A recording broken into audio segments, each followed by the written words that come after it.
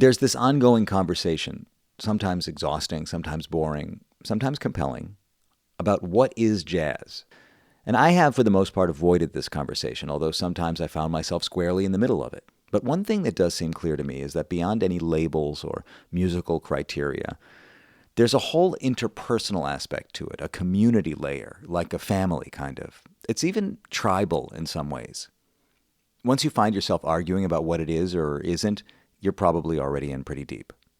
Different people are called to various aspects of it. It's actually quite an inclusive thing. It not only accommodates different kinds of individual sounds and styles, but it also accommodates all kinds of individuals.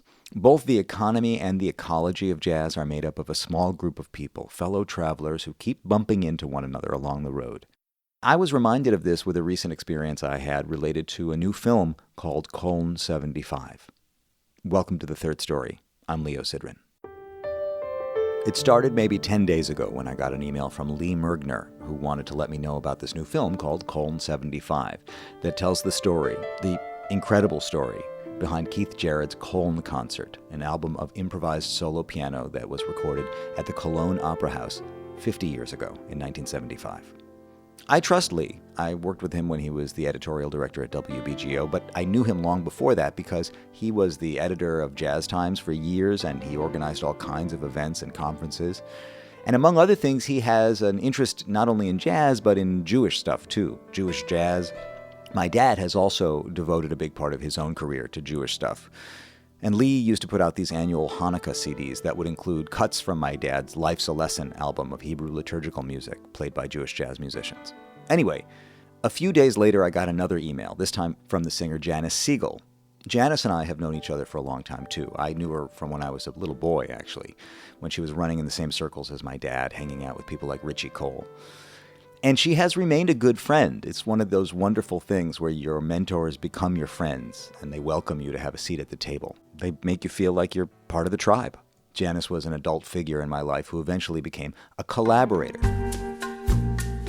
Just as recently as this week, her new album Optimistic came out, and it includes a song we wrote together called The Scent of Danger. You have the scent of danger. You are forbidden fruit. But Janice was writing to me now to let me know about the Köln 75 movie too, and she just laid out the argument very plainly for why this was an important conversation to have. You know, if I think about it, I can still hear her voice echoing in my head. Hey, Leo, I just saw a screening of a new film called Köln 75 about the famous Keith Jarrett solo concert at the Cologne Opera House. That almost didn't happen for various crazy documented reasons. It's based on the true story of this German teenage promoter named Vera Brandes and her almost superhuman persistence against all odds. And as we know now, this recording of that evening is considered iconic, like the best-selling solo jazz record of all time. Anyway, the actual Vera Brandes is coming to the U.S. very soon for the premiere of the film, and I thought maybe you'd find it interesting to interview her for The Third Story. Vera Brandes, as a matter of fact, was a name I had also known for a long time because after establishing herself as a promoter in Germany, she went on to start a label, and in addition to putting out her own productions, she also distributed other catalogs, including my dad's Go Jazz label in the 90s. In fact, that album of Jewish music that Lee Mergner liked so much that he included on his Hanukkah compilations, Life's a Lesson, that had been distributed by Vera's label. But she had first been a concert promoter, starting out when she was really like a kid. And she had done some pretty legendary things very early on, which is high praise in jazz speak. And that's because since the very beginning, jazz has been fueled by myths and legends. Jazz musicians are some of the best storytellers alive, partly because they spend so much time on the road, I think. They meet so many people and they get into so much stuff. And partly because the stories themselves become a kind of currency. In lieu of riches, the jazz musician dines out on the legends. There may be no money, but there will be plenty of stories. And even after the musicians are gone, the stories live on. They become part of the legacy. The story behind the Köln Concert is certainly part of the legacy. And yet, it's a recording that came very close to never being made. As Janice Siegel wrote, the show was organized by the then 18-year-old Vera Brandes. She was Germany's youngest concert promoter at the time. Vera had been a jazz fan from the beginning, and she started out organizing concerts at her school. As she got a little older and a lot bolder, her ambitions expanded, so pretty soon she was booking major artists, like Keith Jarrett. Jarrett is famously, sometimes infamously, sensitive to his audience when he plays. This sensitivity is part of what gives his concerts their intense, often transcendent quality. He actually talked about that trance-like focus that he taps into when he plays in an interview he did with my dad back in the 80s. You know, all through each day, every day, I am aware of that place. It's like a place, a state. And I would say that it's the only state from which to make music of any value to you or anyone else. I know it's also a gift. I mean, it isn't as though we'd have to have this state available to us. And I would never have been able to invent it, you know. I consider it a sacred thing not to be fooled with or played with, you know. In a way, it's like I'm taking some sort of pulse as I walk on stage. So for Keith Jarrett, the conditions clearly matter a great deal to him when he plays. And I won't spoil what almost went wrong on that fateful night at the Cologne Opera House, what cruel conditions confronted him that night, because that's all at the heart of Köln 75, the film. But I'll say this. At the center of the story is a broken, nearly unplayable piano that somehow gets nursed into shape just in time for Jarrett to wring something eternal from it. The movie was directed by the Brooklyn-based Israeli-born filmmaker Ido Fluk, and it stars German actress Mala Emde as a young Vera Brandes. It tells the story of this one concert and this one young woman's persistence with humor, urgency, and style. Why, I wonder, does this film, one that shifts the focus of a historical musical event away from its creator and onto the backdrop, onto the behind-the-scenes story of a young woman asserting her independence from an overbearing and abusive father, aided by a small group of friends in a country still trying to rebuild itself, why does that resonate so deeply with me? Maybe it's because, finally, here is a story that illuminates one of the countless communities around the world that make this music shine, and without whom the music simply would not survive. Ido Fluk, the director, has said that he sees it as a jazz story with a punk ethos, and that the film itself is like the broken piano at the center of the story, defined as much by its limitations as its possibilities. For example, they couldn't get the rights to use Jarrett's recording, which actually gives the movie a kind of haunting absence at its center. You know, in a sense, I think we're all like that broken piano, finding our voice and making our way through the world in spite of our flaws. I met with Vera Brandes in the New York office of the film's distributor earlier this week, and almost immediately, when we sat down to start talking, my microphone failed. I could tell something was wrong, so I grabbed my iPhone quickly and opened the voice recorder, put it in the middle of the table, and hit record. Later, I ran that file through a software program that somehow salvaged most of it. So what you have here today is my own broken piano, a conversation between two fellow travelers, imperfect, but alive. Hearing Vera talk about her teenage adventures as a jazz promoter, you can almost see her then, plain-spoken, loud, funny, fearless, the kind of person people trust, even when the piano's out of tune. Third-story.com is the place to visit the archive. It's hundreds of deep-diving conversations like this one, including past episodes with legendary jazz presenters and producers like Creed Taylor, Tommy LaPuma, George Wein, Michael Dorf, plus a small handful of appearances by the aforementioned Janice Siegel, and many by my dad. Visit the Substack for all the latest happenings at leosidran.substack.com. And remember, The Third Story is made in collaboration with WBGO Studios. Visit wbgo.org/studios for more of their award-winning content. Here's me and Vera Brandes earlier this week talking it down into a broken microphone. Thank you so much for thinking of me. How's your father? I appreciate you asking because, you know, what I wanted to tell you was, your name is so familiar to me. It's one of those names that I just remember hearing in my house when I was about the same age that you were during the story that's being told in this film. And so it gave me a way of trying to position who I was as a young person discovering music and thinking about how I might engage professionally in a career in music, and who you were and how you were a young person exploring a version of that same question through a very different set of circumstances. But all of that is to say, yes, I know your name from the time I was a young man because you were working on Go Jazz on my dad's label. Amazing. How old are you now, if I may ask? 48. Okay. So, Vera Brandes. Hi. Hi. I suppose my first question is just if you don't mind painting the picture of, who you were as a young woman and what the environment in Cologne and Germany was in the 70s. That's a very good question because it made things so much easier for me to do what I was doing than looking at it from today's perspective, which, puts all these questions marks above it. How could that possibly be possible? But then it was not so hard. Maybe there were a few things that contributed that I should tell about the background. I was the one that was organizing our school parties. And so I was on my bicycle from one rehearsal room to the other, through the little suburb neighborhoods, when mostly of them in churches. And I would go and look at the bands and pick who we wanted to invite for our next school party.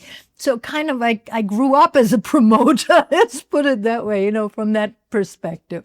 Then I had also, 2 family background aspects that contributed in a big way. One was that my father's mother had a very good friend whose niece was the fiancée of one of the most well-known German jazz critics. And he went on to be the head of popular music at one of the 10 national radio stations, but they continued sending me all of the singles which were sent to radio ahead of the album release. And once the album came out and the track was on the album, they didn't need the single anymore. So I got packages every 1 or 2 months. Mostly jazz? Just absolutely everything. And you loved me. They knew that you liked music. Oh, I mean, that came by birth. It was my parents were both totally music lover. My father was playing the organ, my mother the guitar. There was music in the house all the time. Primarily classical music, of course. My father was Bach. Johann Sebastian Bach, which was the reason my brother was called Julian Stefan Brandes, so that he would have the same initials as Johann Sebastian Bach. Funny. So this was funny. This Brandenburg Concerto was my musical mother's milk. And my mother loved Segovia, and Guitar. Spanish classical guitar. So that really took me into the string section, which, I was I had a really developed ear for that. And I think early listening training is a significant thing that does something to your brain, your mind, your nervous system. When we get to the end of this interview, I may be having the time to tell you a little bit about my second career, which was in music medicine research. On the other end, my grandmother had a business when she was 18. She was a hat maker, and she was the daughter of a rich farmer from far out of town. Took a whole day on a horse carriage to get to Cologne. But when she was finished with her professional training, she wanted to have a salon at the Cologne Opera. And her father loved her so much that he said, go ahead. And she went to Cologne. She was looking for a little shop to rent to start her own hat making place. And the only place she could find was ran by 2 elder Jewish gentlemen who had a shop selling artificial teeth. And they realized that they should better get out of the country. And she learned in the conversation what their business was about and realized that pretty teeth are much more important than a beautiful hat on your head as a woman. So she convinced her dad to give her the money to buy the business. The artificial teeth business? Yes. And so this is in the 40s? Yeah. Interesting. Yeah. Porcelain, bakelit, ivory, you name it. She was kind of the woman in the background that without her telling my mother to let me do what I was doing. I mean, I tried to prevent my father from knowing too much about what I was doing, but my mother was like the secret supporter. And so you had this entrepreneurial woman in your family. Absolutely. Who showed it's possible to be a young, ambitious woman and be successful. So those were two advantages that you had. And I will say, having just watched this movie, it must be very strange for you to see your life story contorted a little bit for dramatic effect, because the story that's told is not exactly that same story. Some twists, because if you want to shrink something to a 2-hour format, it's unavoidable. But the spirit and most of the details are completely correct. The conversation with my father was slightly different, but nobody would understand them without a gigantic amount of explanation, which we didn't have the time for. My father was in World War II from the age of 14. And when he got out of it alive, with a chance of 1 to 100, his mother and his sister were like worshiping him to the max, which contributed to a development of what we would nowadays call a narcissistic personality disorder, which now I do understand after everything I've learned and studied in the past 50 years. So then, of course, being a daughter to that man was really a very difficult thing. But I think it really comes across, because some people are asking me, was it really that bad? No, it was worse.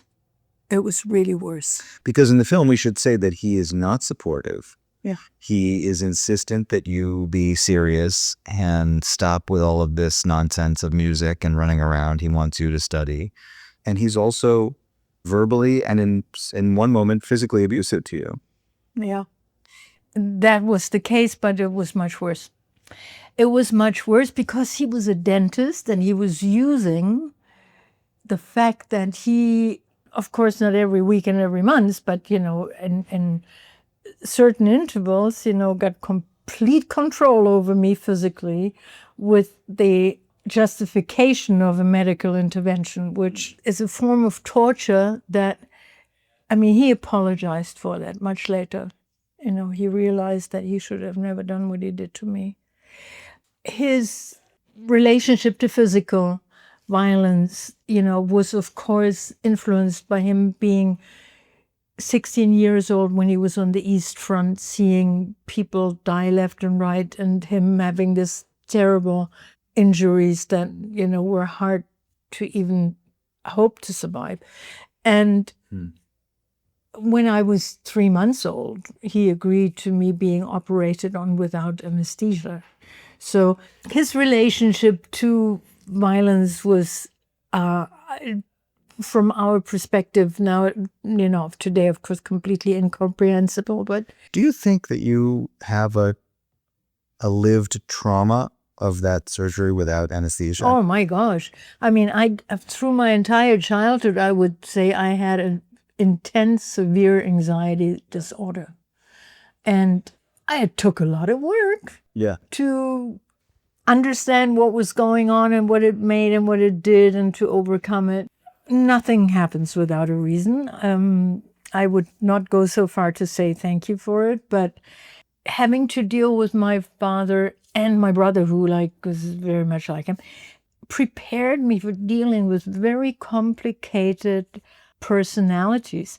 I would have never, ever been able to deal with not only with Keith Jarrett. I always say when people say, what do you think about this movie being made of your life? I said, no, it's not my life. It was just the first step into what could be turned into an at least 36 episode next week series. I won't name them, but who I worked with. So many of them were totally irrational and out there. But I had a way of kind of digging through the jungle of their psyche and understood more about where they were at than they did themselves, which they kind of sensed, which was the basis for the trust that they developed. It's so interesting because I mean, the difference between so many of these artists and, say your father, is that these were also artists that you respected enormously and you believed what they were doing was important.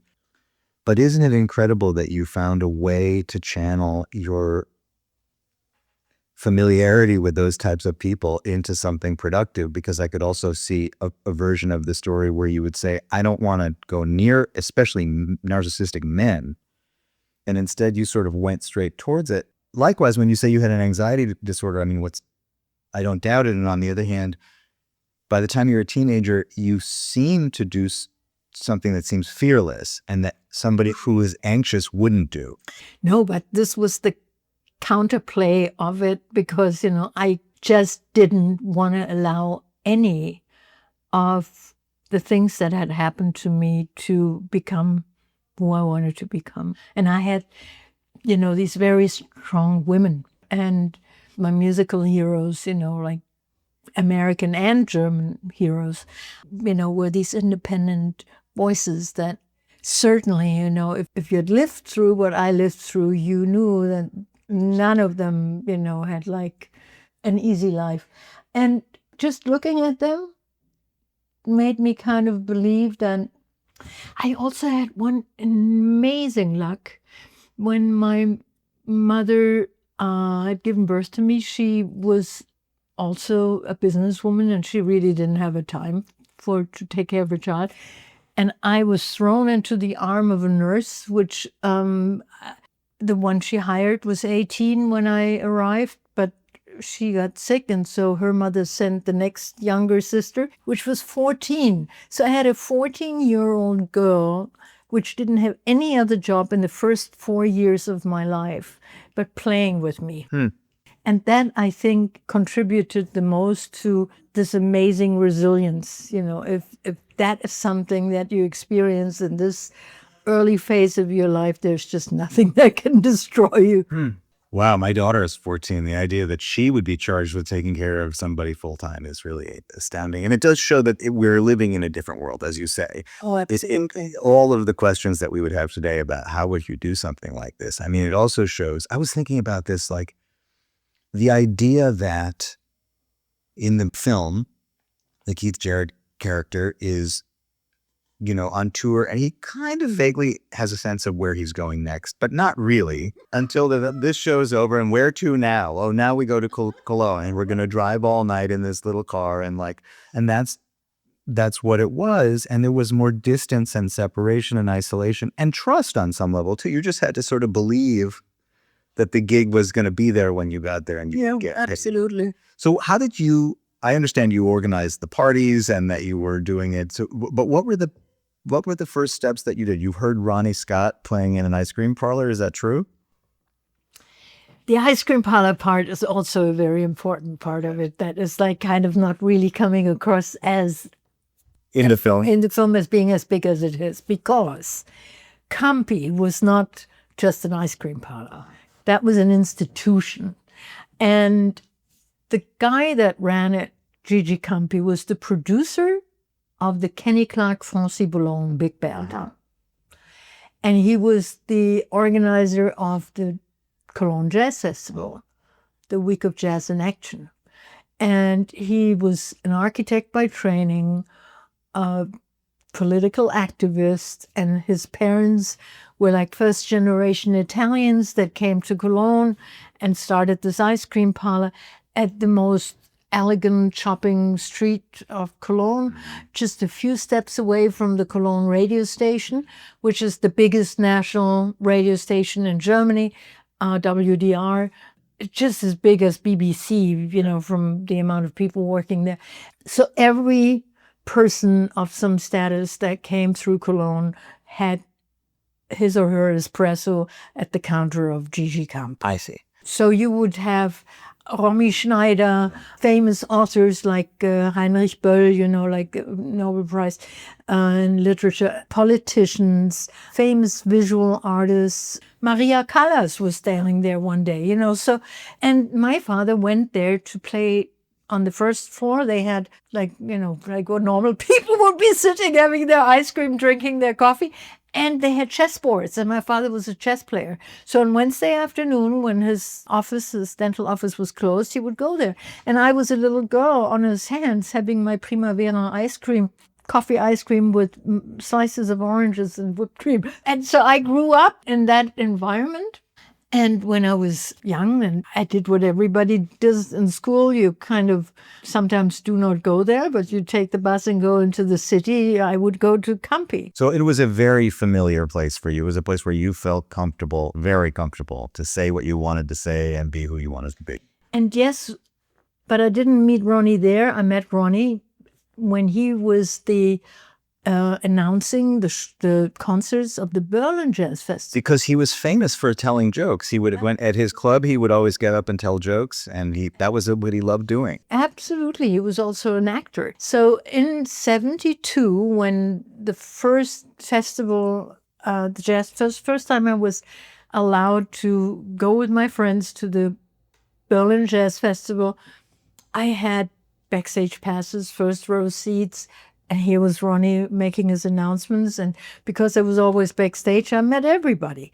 Miles Davis, Duke Ellington, Gato Barbieri, John Handy, they were all there. I met them at backstage at the Berlin Jazz Festival. When you were 16 years old, 16. You went to the Berlin Jazz Festival and you met them all with the backstage passes. Yeah. And then next thing I knew is that I was at Campi, and here was Ronnie standing at the counter drinking his espresso because they were producing another record. So he said, "Oh, there you are." And then he started to call when you flew back to London. And I mean, there's a time difference. He was always calling around midnight. I was fast asleep. My father would wake up, get to downstairs, pick up the phone, and there was like this elder British guy asking to speak to me. I mean, he could have just hung up, but he didn't. Well, I'm very surprised by that despite his misgivings about what you were doing, he would bring you the phone at 1 a.m. or 2 a.m. and say, "There's a man on the phone for you." Secretly, he was extraordinarily proud of me, but he would just never say so because he was so ultra jealous that he just wanted to stop me from becoming more meaningful than he was. That was the whole story. Yes. So Ronnie called you, and did he suggest maybe you can work he said, "Why don't you book this tour for me?" And then I finally said, "I will try to, but only if you stop calling at midnight." I knew a few musicians. They told me the numbers of the jazz clubs where they were playing, and I just called everybody up. That is exactly what the film shows. And he gave me 10% commission at the end of the tour, to my surprise. I really did it because I thought this is a very cool dude. Yeah. It's a really amazing character. And yeah, I mean, I just love to help musicians do what they wanted to do. Yes. So we have to talk about the legendary story then, because a few years later, not much longer into your experience of booking these gigs, what is remarkable and probably speaks to what you're saying about how this is just one of many chapters in your life is if the Köln concert had not been recorded and there was no proof of it and evidence of what became of it, it would just be a story that you tell. There must be countless concerts that are like that you go, you wouldn't believe what we had to go through or whatever. But this one turned out to become one of the most important records, like it says in the movie, the best-selling solo piano record. Yeah. Okay. So among the concerts that you're booking, you decide you're going to book Keith Jarrett. Mm-hmm. You had seen him in Berlin? I had seen him in Cologne as part of Miles Davis double quintet in '71 at the Week of Jazz in Action. So here comes this exotic creature with his 10-piece band. Chicoria was the other keyboard.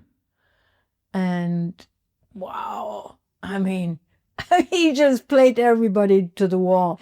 So powerful. Keith was just, amazing. I mean, everybody was blown away. One of the reasons why it was easy to sell out the Cologne Opera, because they had all seen him. They had all seen him with Miles. I mean, I understand it's part of a series you were booking. It wasn't just a one-off. The reason why I started, I was like an agent. Yeah. But why did I become a concert promoter? I mean, that's quite a big step. Yeah. In '73, second time I went to the Berlin Jazz Festival in November.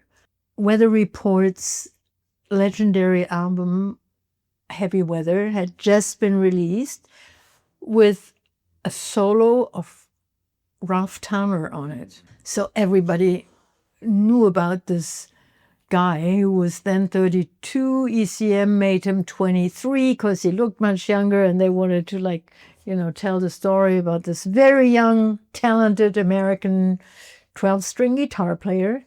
And he was kind of, because Manfred was very close to the journalist and was related to me through my grandmother. And so this was one core group of people that were actually forming what became the heart of this new jazz movement, So Manfred was part of it. And the other journalists, from the other radio stations that I also still know today, I mean, they were the guys that had, if you would say retrospectively, their ears, their taste, their knowledge, their philosophy, their broad scope shaped what was happening in German media and music. Without them, it would have not ever developed into what it developed into.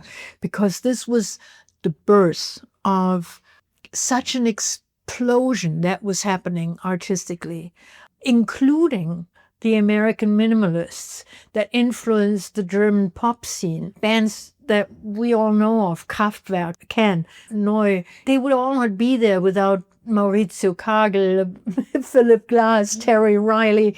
I mean, it was not limited to jazz at all. Yes. And here were the German Schlagerstars that all secretly wanted to be jazz singers. Well, that's from, one sense of the picture that's painted in the film, and it's maybe a little exaggerated, but maybe not, is that it was young people's music. I mean, that the jazz concerts were filled with young people who were really turned on by it. Absolutely.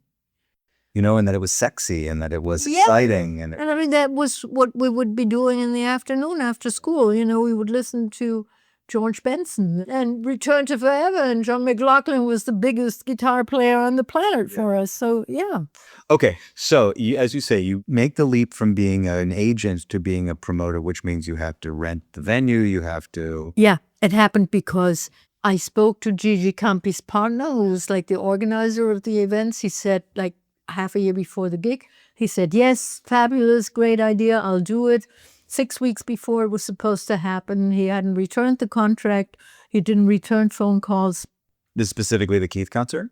The first concert I ever did, which was March 21, 74, Ralph Towner's Oregon. And so ECM called and he said, what's going on? So I jumped in a taxi, went to the guy's office, and he said, oh, I'm so sorry, I haven't found a room yet. I said, it's 6 weeks from now, are you crazy? And internally, I said one sentence to myself, which became kind of my mantra. Das kann ich besser als ihr. Which means, like, I was saying to me internally, I mean, if that's the level of your professionalism, I think I can match that. So I mean... They set the level so low that I said, I got it. Like a day later, I had the venue. Another day later, I had the poster. Another day later, they were up on the street. We sold out. And I just continued doing one thing after the other and became bigger and bigger and bigger. And the concert 6 weeks before Keith was Ralph Towner playing with Gary Burton Quintet and Eberhard Weber and Steve Swallow and Pat Metheny. Wow, what a lineup. And I mean, I did it at the University Auditorium Maximum. Last time they ever let me do a concert there, because the balcony literally broke because there were so many people in there that, the place just burst. And yeah, I mean, so it was the hottest thing people could go to. Vera is doing something. She has like this nose or ears or instinct for whatever, and I just had my audience. And the media was supporting me. Yes. Radio, reluctantly so, as the movie shows clearly, but they did it. Okay, so you had to upgrade the venue. You had to move to bigger venues. And for Keith, you got the... And that was also not an invention of mine, because Gigi Campi in 71, as part of the Week of Jazz in Action, had a solo concert of Oscar Peterson at midnight in the Cologne Opera. That was so boring that I fell asleep, and I thought, gee, you can't leave it like that.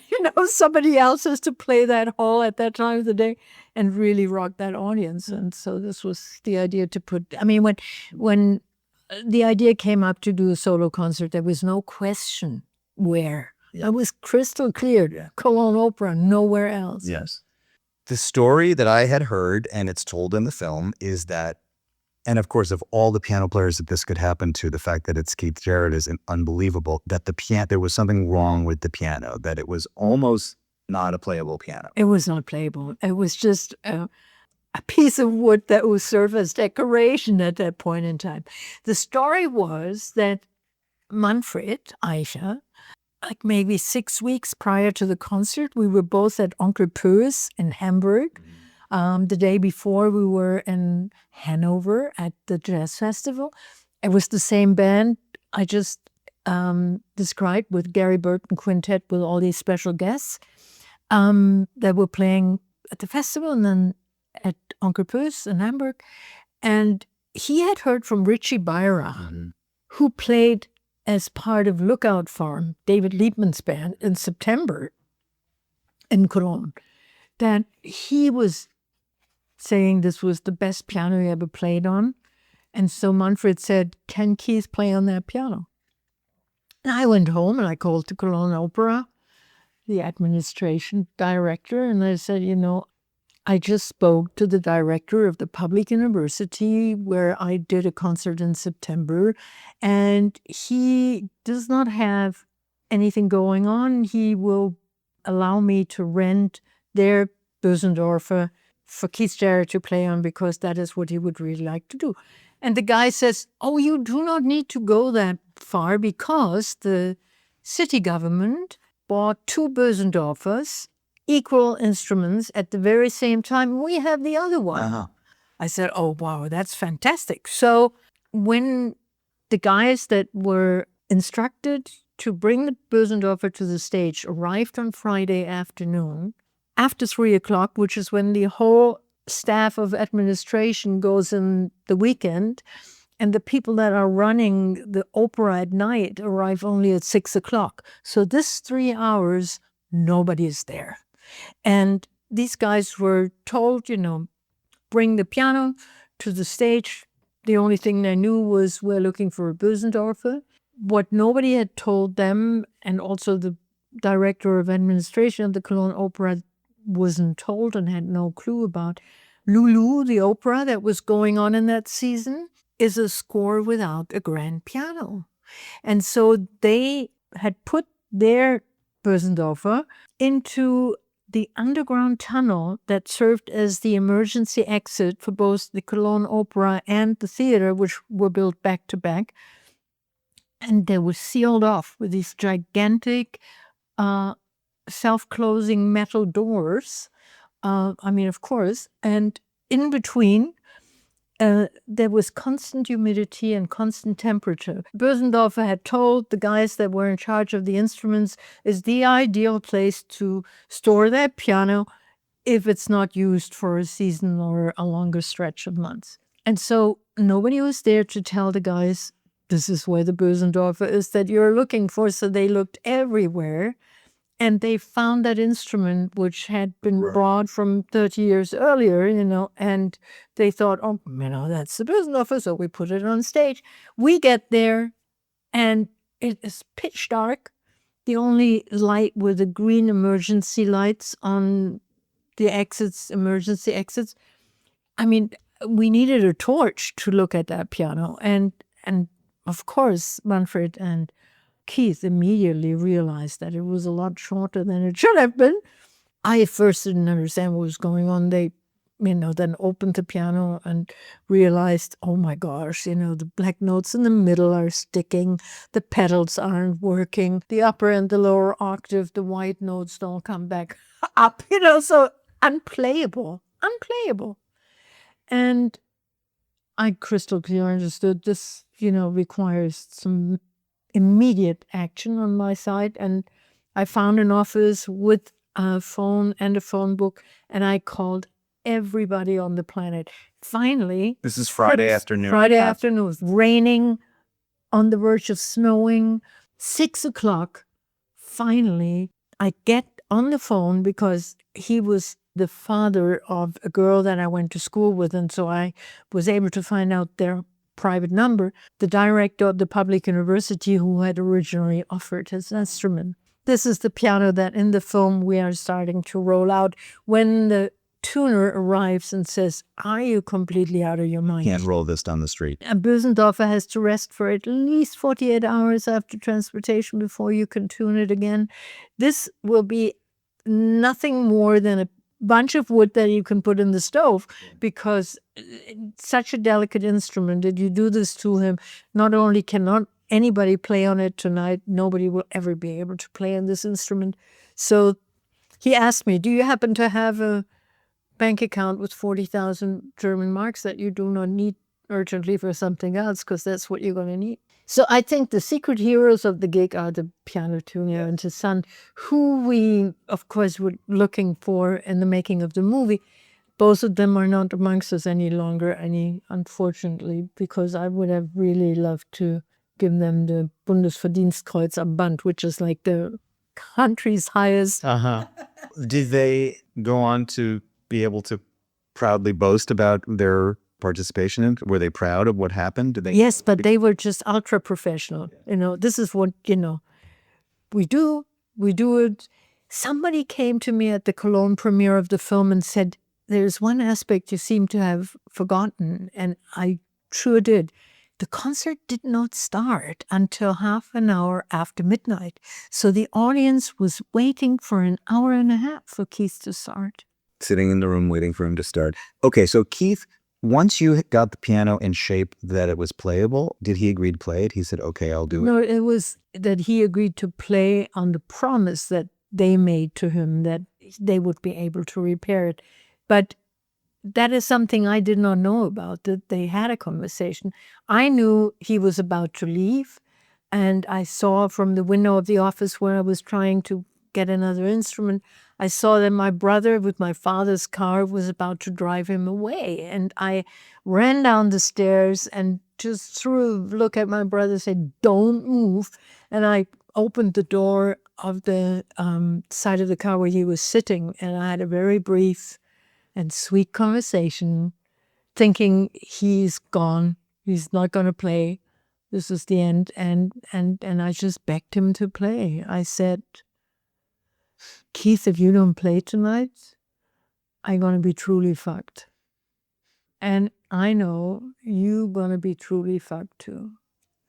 And he just stared at me. Neither him nor I blinked. It felt like an endless amount of minutes until he said, "Okay, I'll play, but never forget, just for you." That's not exactly what you say in the film. In the film, you say, "My life will be over." And then you turn it on him, "You're afraid." Yeah. Which is brilliant from a script writing point of view. I understand why that works. But actually, "I'm going to be fucked, and so are you." It's a different story. It's a different story. You know what? I had no clue what I was saying. My English was not that good. I had just overheard, when Miles Davis was talking to the musicians in his band, that word that I didn't know what it meant, appeared in every sentence. Yes. So it must have had some real meaning. Yeah. And he had, when he said, "Oh, can I play and never forget, just for you?" It was that he put on the Miles Davis voice. He was imitating Miles, which, was like hilariously funny. I mean, most likely he, just very, very recently, just in the last few days, I read something that he told another journalist that he had already made his mind that he wanted to play, that I was not the one that convinced him was this thread. Yeah. But that, certainly it was. But you did beg. Do you think being a young woman it obviously had some liabilities and some challenges, but did you play it up sometimes? "I'm just a girl trying to figure this out"? No. Never, ever. I don't even mean in any kind of sexual way. Yeah. I mean, if you start doing that, I realized, game would be over in a completely different way. Yeah. But no, I mean, it was like, I think up until today, I never have a second agenda. Yeah. I would make life too complicated. It's complicated enough the way it is. But that's why I like the directness of I'm going to be fucked and so are you, because in a way it doesn't talk, it's not psychology, it's not please help me, I'm just a little lamb. It's look, we're both fucked. This has to happen. Absolutely. It's as clear as that. It's like we're in the same business here, we're in the same boat, and it's going to sink us both. Which is a real understanding of the business and of what business that you're in and who these people are and what your role is. And I really didn't think about what I was saying. I didn't have the time to think about it. It just came out of me, So, and I was like, oh my gosh, what did you just say, But it did the trick, yeah. Did you get the sense that it was a success after the concert? Was it something that people felt was special?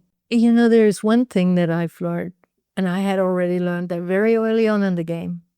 You can tell what a gig's going to be in the first 3 minutes. If something is really special, it's not only the musicians know it, everybody in the room knows it. And everybody in that room knew that, it was like, this was not the Cologne Opera anymore. This was a cathedral. And this was a very serious spiritual lesson. And everybody realized that some opening in the sky had just been created that, I mean, I don't know how many angels were sitting on this guy's shoulder. It was an amazing, transformative thing then. I mean, what transpires when you listen to the album, that happened that night. When you talk about it being a spiritual lesson, I mean, in and of itself, it is a very powerful concert. Do you think there was a sense this is a spiritual lesson in part because of the adversity that he was dealing with? Because he is such he's such a stickler for playing an instrument, having people be quiet. He's very specific. He can be a little bit moody and temperamental about things. So anybody that knew anything about him even then would know, well, this is clearly not the kind of instrument that he would normally be playing. Do you think you could feel that he was battling something or having to overcome something? Sometimes musicians, when they're at the verge of, what they know they can consciously deliver, if they are smart and intelligent enough to know that their inspiration is something that comes from somewhere. And so in those moments, whether you do it consciously or subconsciously or unconsciously, you hand yourself over. Yes. And I think that on that level of creativity and technical capability, it transcends everything. Nothing else matters, It's like there is this message that wants to come across, and it comes across if you allow it for it to come across. So the concert ends. This is not the last concert you book by any stretch. You continue. Does that story become part of your legend? No, I completely blinked out. I never listened to the album because it was associated with some very unpleasant moments in my life. So, really for ages, I didn't want to know about it. Then I went on a vacation on a Spanish island, and I was sitting on a beach, and all of a sudden I hear this music. And I said, oh shit, I've heard that before. It's so funny because I've only started to play it now that I've had so many occasions to reflect on it. But I was, for me, that I, survived this moment alive to, not have to face the catastrophe that it would have meant to everybody involved if it wouldn't have happened. What would it have meant to you if it didn't? I probably would have not continued in the music industry. I think this would have been the end. And I have to say, up until today, the fact that Jarrett played that night is so amazing. I mean, it's so courageous.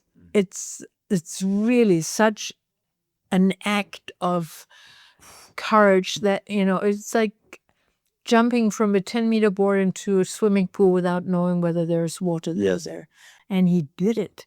I mean, wow. The fact that he played that night, I think is, he deserves more respect than for any other thing, probably, because I mean, he's still mad at me today.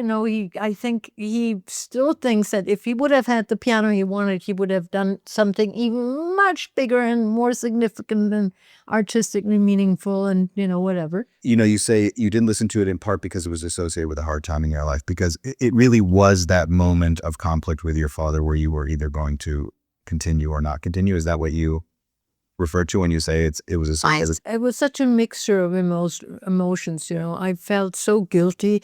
I felt so sad, so over responsible for creating this situation, which I didn't create. This was a mishap beyond my control, but still, the way I was brought up was like, you were responsible for this because you should have blah, blah, whatever I could have done, I don't know. But anyway, I felt terribly guilty, and Jarrett still is mad at me. We started this conversation by me acknowledging that 10 to 15 years after that concert, you worked with my father and his label, because by that point you had started your label, and among other things, you also were a distributor for other labels. And then in the mid-90s, I stopped hearing your name, and I never really knew any other part of your story. But in preparing to talk to you today, what I learned is that in 1995, you had an accident. And it seems like that was another pivotal moment in your life that set the stage for what happened afterwards. I had several fractures in my spine. I was told I should expect to be in the hospital for probably 12 weeks until I could get up again. Don't turn, don't twist, don't lift your upper body, just stay flat on your back. I knew what that meant. I was already a lot into alternative medicine. I called my friends who treated me with Shinjitsu. The woman I shared the room with was a Buddhist. She got her friends visit twice a day, mostly, chanting a Buddhist healing mantra. At the end of the first 2 weeks, my spine was completely healed and they sent me home. And that was the moment in my life where I realized I owe it to the world to find out what frequencies can do to our body and to our health. And I went back to school. I made a master's degree in information and energy medicine. I studied psychology. Stop the label, stop the record business? Absolutely, positively. I changed my life, became a researcher, was the director of music medicine research at the Salzburg Medical University for 17 years, was the one founding member and vice president up until 2 months ago of the International Association of Music and Medicine, organizing all of our conferences around the world, and became a creator of sound music therapy. I would say music because it's much more than sound. Not that I use frequencies and I embed them in music. I use the music to produce the healing frequencies. And I developed a patented method to cure people with chronic depression. When you describe surviving a traumatic surgery as a young girl and finding music as the way to heal yourself from that anxiety, I think you had already started on that path. Yeah. Before this happened. It seems like music was your way through that, even though you didn't really necessarily know that that's what was happening. Yeah. I don't know. I think you kind of already were devoted to music as healing in a way. I had that personal experience so early on that I knew there was something that makes music so very special and precious beyond entertaining and intellectual pleasure. So what can you say in general terms about what you've discovered about what music can do and what some of the research revealed in terms of how music heals? There is a lot I can say about the mechanisms and how they synchronize our internal chronobiological rhythms and how that makes our body function so much smoother and easier. And then I could tell you something about the biochemicals music triggers with oxytocin and dopamine and all of these miraculous neurotransmitters. And at the end, I would say that not all music, but potentially music is an opener to other dimensions. And we live in a multidimensional universe. There is so much more to our physical existence than just the dimensions that we can see and touch. At least 12 dimensions are responsible for us being able to be in the physical world that we are. And with music, we can directly address the level of the dimensions where our reality is constructed. So when I first realized, when Milton Cardona was playing, I was the agent for the band. They played at the Berlin Jazz Festival. They did a Santeria ceremony with, 40 singers from the Bronx that were all dressed up in white cotton clothes, and Milton Cardona being the high priest and the percussionist in the middle of them. And they went in trance. I mean, at least that moment was the moment when I realized that music is a way to speak to the higher powers and to receive messages from higher realms of consciousness.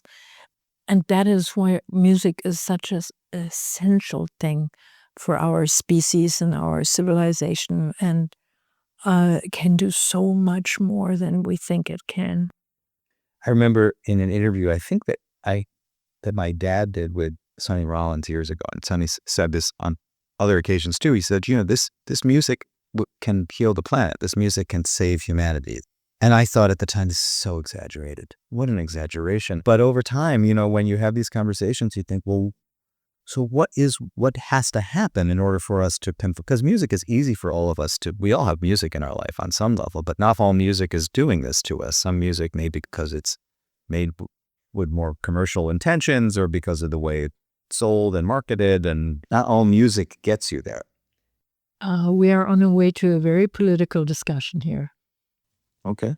You have to know a lot about conscious manipulation of consciousness that has been practiced. Once you understand that historic background, then you know why certain things have been consciously prevented from happening, because we've already been there in the history of mankind several times, where music became popular that was so influential on the consciousness of people that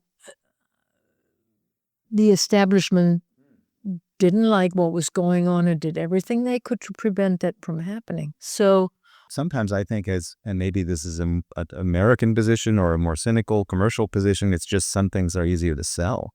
I mean, as long as the music is for sale and that we're in the business of, that's always been my take on it, is, just the easiest thing. We're just going to give you the easiest thing.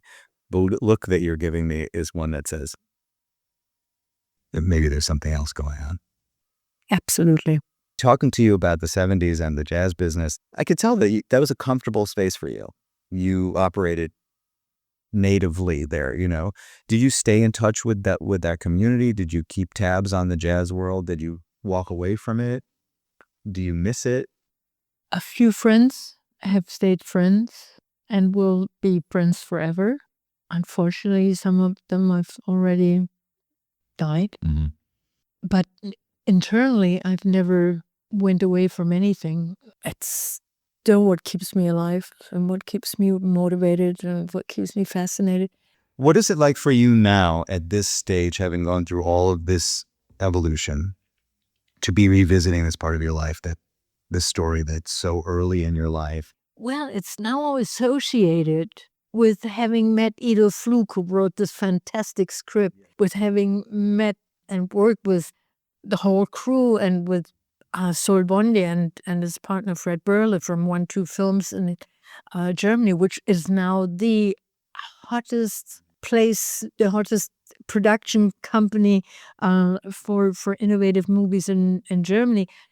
With having seen this whole scenario being played by Germany's top actors. Yes. I don't know about Mala, but I think she's quite well known. Mala just won the prize of being Germany's best actress of the year for that role last Friday. Uli Tuku, who played my father, is like one of the best male actresses, if not the best male actor we have.